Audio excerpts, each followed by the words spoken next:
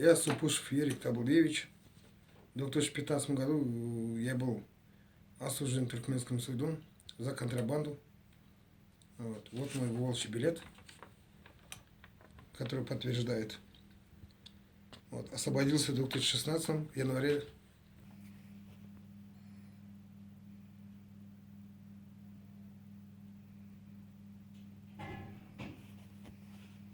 Когда сидел по следствию, мне приходилось вместе сидеть с одним журналистом туркменским. Его звали Сапармамед, не Пискулиев фамилии.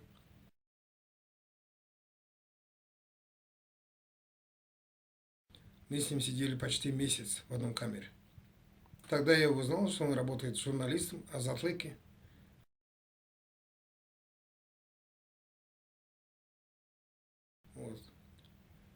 И он рассказал коротко о себе, как посадили его, кем он работал. Знаю, что его подставили, подкинули ему трамадол, когда он пошел снимать в Красноводске, город Авазу. И в это время он оставил свою сумку с вещами в гостинице камере хранения. И когда он уже оттуда выходил, перед дверью его уже взяли два комитетчика. Хотя это уже не их работа была, это работа наркодела. До этого нам разрешали из других камер получать там, например, как их говорят, там садака, да, там лепешки, сигарет, махорки, там нам, делились с нами, как с иностранцами, да, за нами никто не приходит, у нас ничего нет абсолютно, только сидели в одном баланде. То есть, получается, вы сидели до, и потом к вам привезли Сапармамеда? Да, я уже до этого сидел, я уже почти сидел. 2 месяца уже до этого я сидел.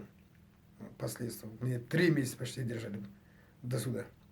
Я ее постоянно называл Серега, он представился мне Сереге, гражданин России, у него паспорт был гражданской России.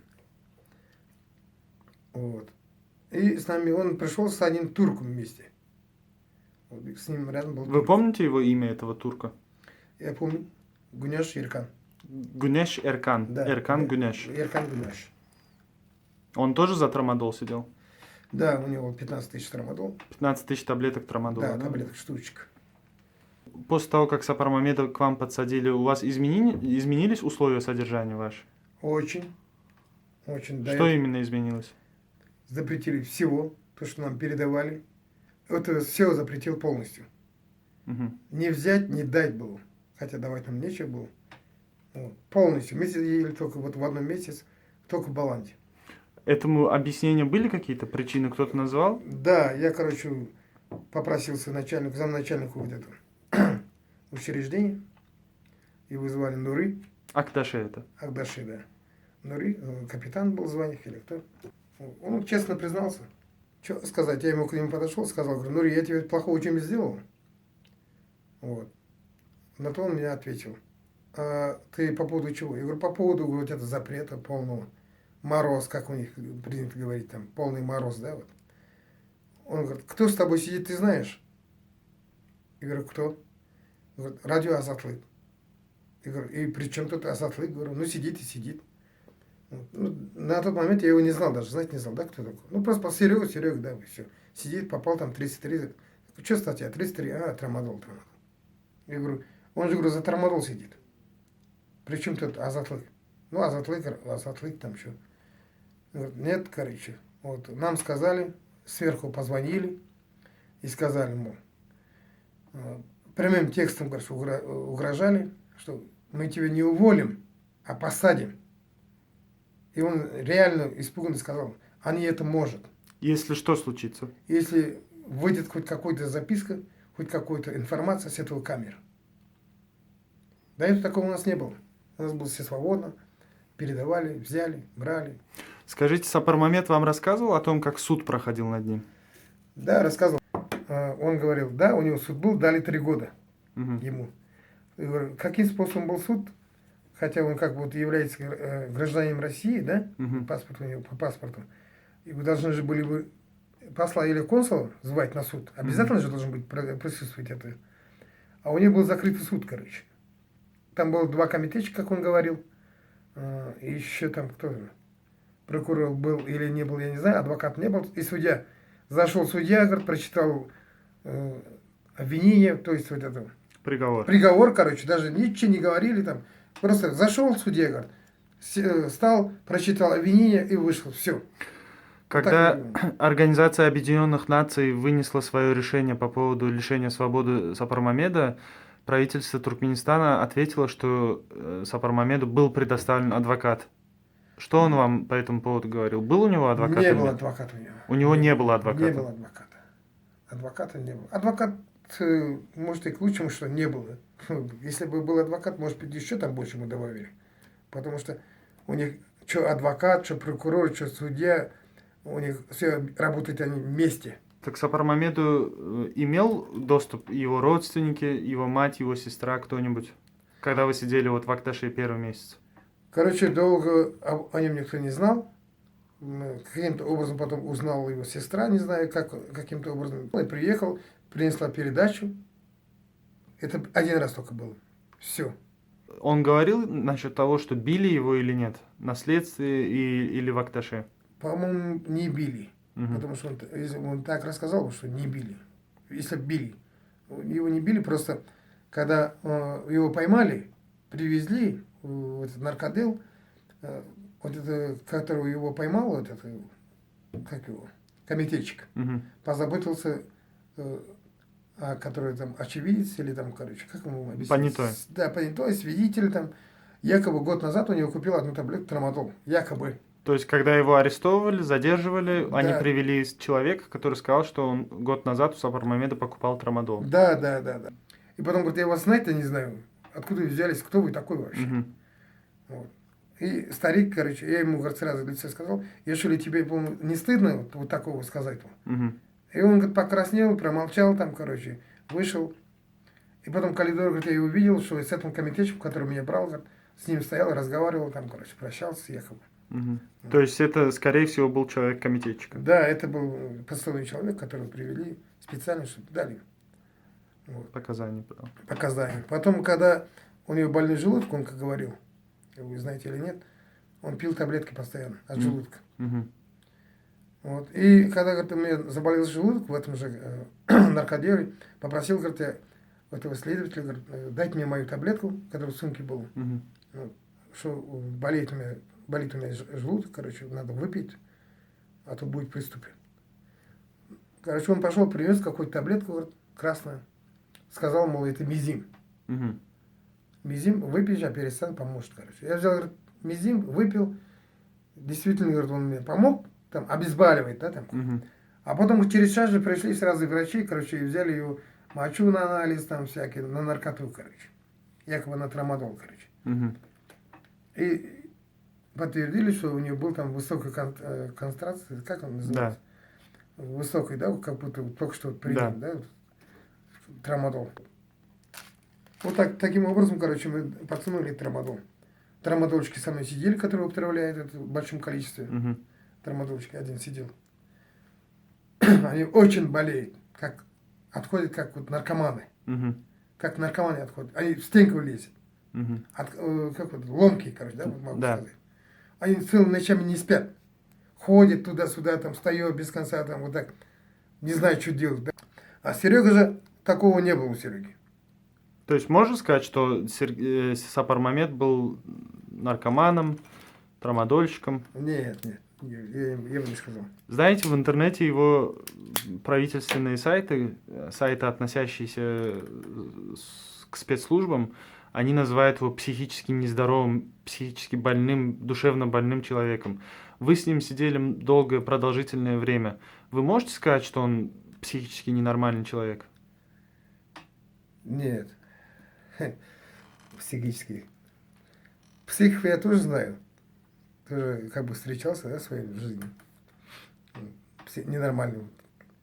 Серега не был таким человеком. Он очень умным, да, рассудительным и вполне здоровым человеком был.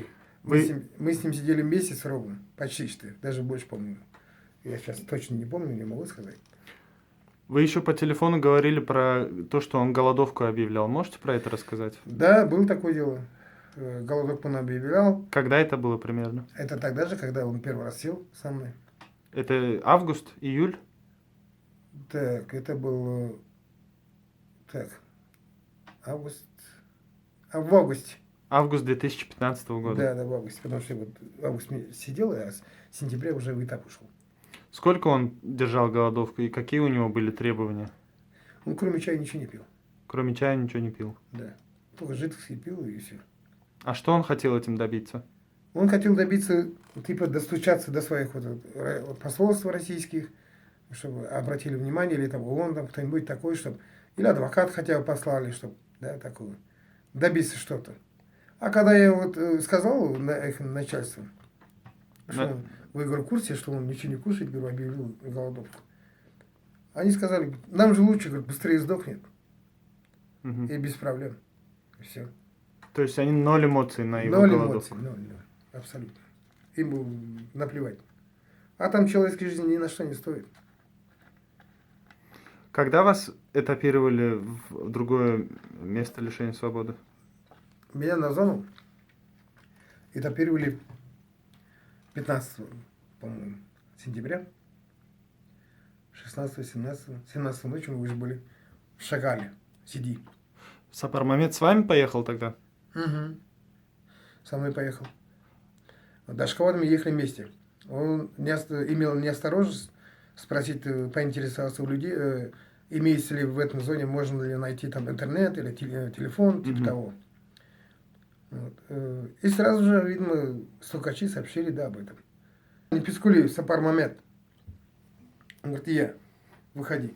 И его вытащили, когда уже мы сели, уже там все вот такой узкий, в одном метре.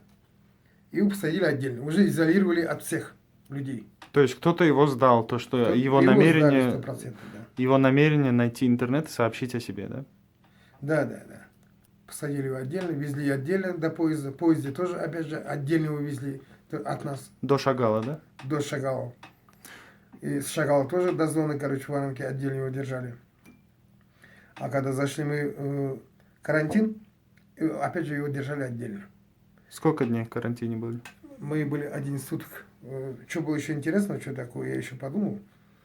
Когда второй день нас вытащили, чтобы побрить, и вытащили его тоже. А тогда, когда в день прибытия, нас когда шмонали, вещи там все до тросов раздевали, протащили одного человека. Его зовут Рустам, я его тоже скажу. Туркмен, тоже там сидельц, пацан молодой. Пришел вот так, без сопровождения, без ничего, подошел, и менты его так обшмонали образно. Он так руку поднял, ничего не стали раздевать, ничего, просто обшмонали, и, мол, типа, заходи. А когда другой день вышли, постричься уже побрить вытащили, он сидел уже возле Сереги, возле Сапармамета.